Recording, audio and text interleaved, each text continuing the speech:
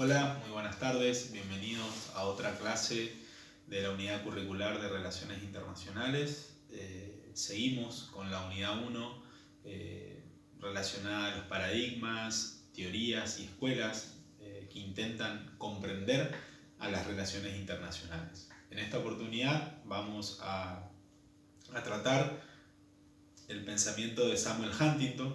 Es un pensamiento que cobra fuerza sobre el final de la Guerra Fría, donde Samuel Huntington lo que hace es imaginar o pensar cuáles van a ser las principales características de las relaciones internacionales post-Guerra Fría, y de alguna manera su visión se contrapone a la de Fukuyama, muy popularizada en el libro El fin de la historia, donde Fukuyama hablaba de que iba a haber una homogeneización a partir del triunfo de los Estados Unidos en la Guerra Fría y una expansión de su modelo económico, político y cultural, ¿no? Con el paso de los años claramente vimos que eso no se dio y que gran parte de los procesos en las relaciones internacionales tuvieron otra lógica, y el texto de Huntington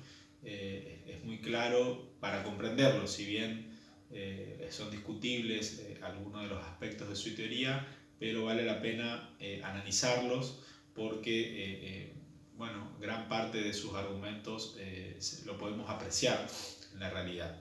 Samuel Huntington va a hablar, como les decía, sobre un modelo teórico para comprender las relaciones internacionales una vez finalizada la Guerra Fría, una vez desaparecido el principal foco de conflicto de toda esa época, desde la Segunda Guerra Mundial hasta la caída del muro de Berlín, donde el principal foco de conflicto era el ideológico, el enfrentamiento entre las ideologías, principalmente entre el capitalismo y el comunismo.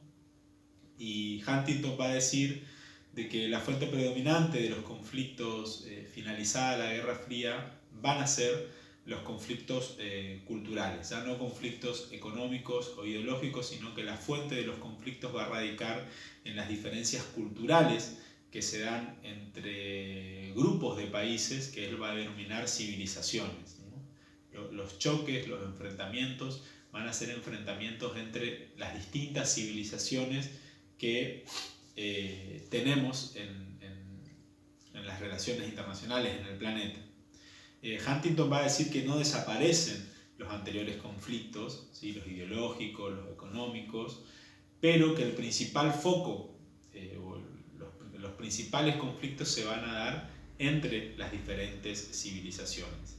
También Huntington va a hablar y va a decir que desde el nacimiento de las relaciones internacionales modernas, con el Tratado de Westfalia, y donde Occidente, la civilización occidental, llámese Europa y Estados Unidos, monopolizaron las relaciones internacionales porque el resto del planeta de alguna manera vivió colonizada o muy dependiente del dominio económico y militar de Occidente. Por lo tanto, los enfrentamientos que hubieron en el mundo moderno dominado por Occidente fueron intraoccidente, ¿no? Hablamos del conflicto entre las casas monárquicas de Europa de los siglos XVI, XVII y XVIII, hablamos de los enfrentamientos entre las naciones durante finales del siglo XVIII y todo el siglo XIX y principios del XX, ¿no? Las guerras napoleónicas, la Primera Guerra Mundial, las guerras entre Alemania y Francia, ¿no? Todo enfrentamientos motivados por el nacionalismo. Y finalmente las guerras y enfrentamientos del siglo XX, Segunda Guerra Mundial y toda la Guerra Fría, signados básicamente por las diferencias económicas entre el fascismo, capitalismo y comunismo, y Guerra Fría entre capitalismo y comunismo. Todos esos conflictos motivados por las diferencias de casas monárquicas, nacionalismos, ideologías, van a ceder en este nuevo contexto internacional, y los conflictos van a ser por las diferencias culturales que tienen las distintas civilizaciones. Huntington en este texto también habla del concepto de civilización, va a decir que la civilización es una entidad cultural, la entidad cultural más abarcadora que existe en la humanidad, ¿no es cierto? Tenemos una ciudad, una región, un país, ¿no? Una etnia, una religión y una civilización, ¿no? Ese es un elemento aglutinador, el más abarcador que tienen las culturas, digamos, ¿no? Es el concepto máximo, ¿sí? Que engloba una unidad cultural. Va a decir que la civilización puede incluir muchos o pocos estados, ¿sí? Incluso puede tener divisiones. Esas civilizaciones, como el caso de la civilización occidental, donde tenemos una línea europea y otra línea americana, ¿no? O la civilización islámica, donde hay diferencias étnicas y de lenguaje, y dentro del mundo islámico tenemos a los persas, tenemos a los árabes, tenemos a los turcos, etc. Este repaso de los enfrentamientos dentro de la civilización occidental que hace Huntington desde el siglo XVI y XVII hasta el siglo XX va a dar pie para que Huntington diga que la historia de la humanidad fue la historia del choque entre civilizaciones, ¿no? Y va a hablar de enfrentamientos históricos que se dan entre Occidente y el Islam, por ejemplo, donde hay una línea histórica, geográfica que divide el cristianismo occidental del cristianismo ortodoxo, llámese Rusia o eslavo, o el mundo eslavo, y el Islam en los Balcanes, por ejemplo, líneas de división históricas que se remontan a la Edad Media, al Imperio Austrohúngaro, al Imperio Turco-Otomano, a la diferencia entre el Imperio Romano de Oriente y Occidente, digamos, ¿no? Líneas históricas de muchos y miles de años, lo mismo con el Islam, que de alguna manera son lo que separan a las civilizaciones y que durante algunos años y siglos fueron opacados por las diferencias nacionalistas y ideológicas, pero que son divisiones muy fuertes, muy profundas. ¿Por qué se enfrentan las civilizaciones? Es una de las preguntas que se hace Samuel Huntington, y antes enumera las diferentes civilizaciones que hay en las relaciones internacionales: la civilización occidental, la civilización confuciana, llámese China, la civilización japonesa, la civilización islámica, la civilización hinduista, llámese India, la eslavo ortodoxa, con centro en Rusia, la latinoamericana y la africana. Ahí están las 8 grandes civilizaciones que tienen las relaciones internacionales, civilizaciones en donde se dan, o entre las cuales se dan los enfrentamientos y las principales disputas. ¿Por qué se enfrentan las civilizaciones? Entonces se pregunta Huntington, y acá nos da varias respuestas, ¿no? Nos va a decir, en primer lugar, porque sus diferencias son básicas, ¿no? No solo tiene que ver con las diferencias en la historia, la cultura, el idioma y la religión. Las diferencias entre las civilizaciones son básicas, tienen que ver a cómo cada una de estas civilizaciones concibe a la relación entre el hombre y Dios, a la relación entre Estado y sociedad, al concepto de familia y a su entendimiento o su concepción sobre la libertad y la igualdad. Todas estas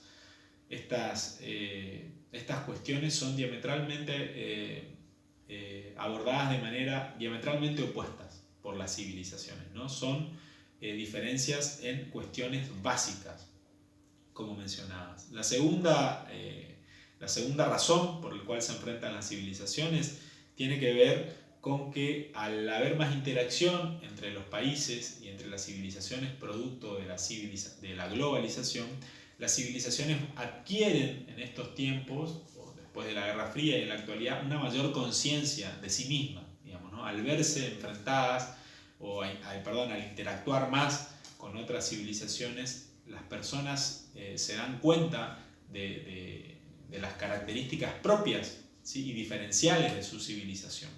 En tercer lugar, tiene que ver con la modernización y cómo esto afecta a las diferentes civilizaciones no occidentales, digamos, ¿no? Las sociedades se aferran, ¿no?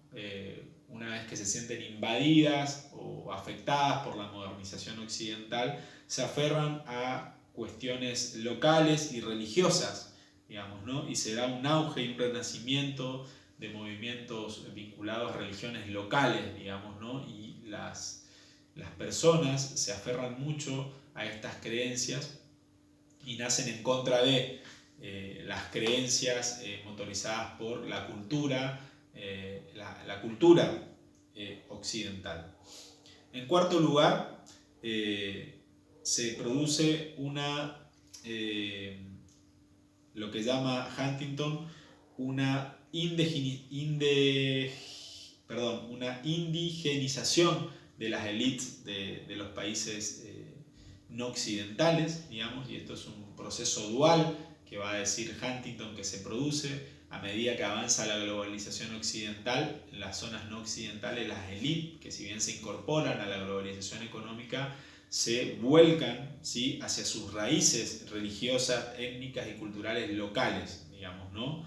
Y hay un regreso de las civilizaciones no occidentales, ¿no? Producto, ¿no?, de esta indigenización de las élites locales, digamos, vinculado mucho a la causa anterior, que hablábamos de cómo se afectan las identidades locales y cómo las poblaciones se aferran a cuestiones étnicas y religiosas locales. En quinto lugar, Huntington va a decir que las diferencias culturales son menos mutuables que las diferencias ideológicas y económicas. Y pone el ejemplo de que una persona de la antigua Unión Soviética puede pasar fácilmente de ser comunista a capitalista, ¿sí?, o de ser rico a pobre, pero lo que no va a cambiar nunca, o va a ser muy difícil que eso suceda, es que deje de ser ruso y se transforme en un azerí con un pensamiento más vinculado al Islam, digamos, ¿no? Entonces las diferencias culturales son muy, muy difíciles de mutar, digamos, ¿no? Como otras diferencias que se pueden cambiar, que uno mismo puede ir cambiando en el tiempo. Y finalmente, como sexta causa del enfrentamiento de las civilizaciones, Huntington va a decir que el regionalismo económico refuerza el sentimiento de pertenencia a una comunidad de países con valores compartidos, el caso de la Unión Europea, ¿no?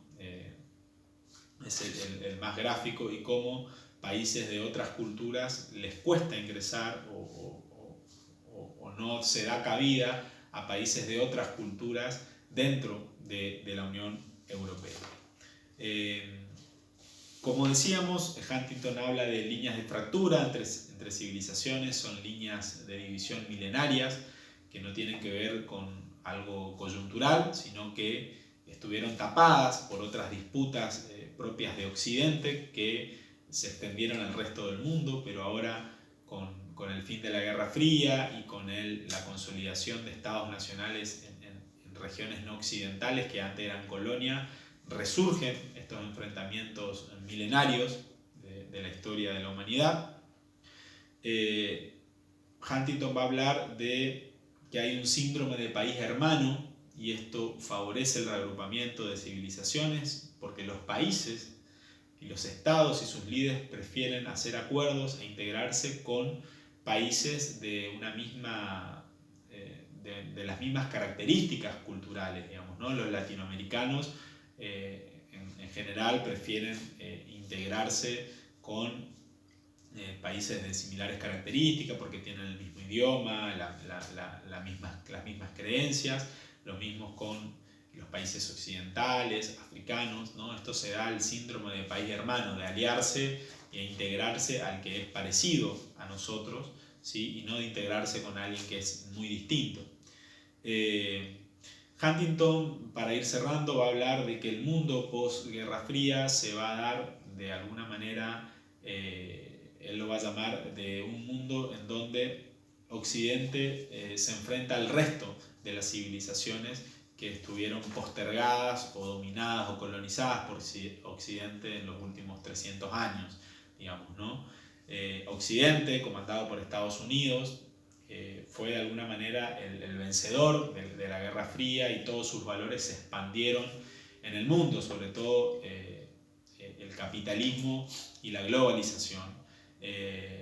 Pero si bien se dio la globalización económica y cultural, y eso provocó un renacimiento, como veíamos, de las civilizaciones no occidentales, y estas civilizaciones no occidentales, ante el predominio de Occidente, claro, después de la Guerra Fría, tuvieron y tienen tres opciones: el aislamiento, cerrarse, como lo hizo y lo hace Corea del Norte, o el acoplamiento como segunda medida a ese carro ganador, a esa locomotora ganadora que fue Occidente al finalizar de la Guerra Fría, como de alguna manera hicieron los países de Europa del Este, los países latinoamericanos, africanos, del Medio Oriente, y como ya lo había hecho Japón y los tigres asiáticos al final de la Segunda Guerra Mundial. Y la tercera alternativa es equilibrar el predominio de Occidente, como lo hicieron Rusia después de Boris Yeltsin. Boris Yeltsin intentó acoplarse al tren de Occidente finalizada la Guerra Fría, pero después de la experiencia de Yeltsin con Putin, ¿no? Rusia toma el camino de equilibrar a Occidente junto con China, junto con India, o el fenómeno de los BRICS, por ejemplo, que intentan equilibrar el poder de Occidente de manera económica, tecnológica y militar. También Huntington va a hablar del fenómeno de los estados o países desgarrados, ¿sí? Como el caso de Turquía y México, donde hay una cultura muy fuerte en esos países, distinta a la de Occidente, pero sus líderes quieren acoplarse o agruparse con las potencias occidentales, digamos, ¿no?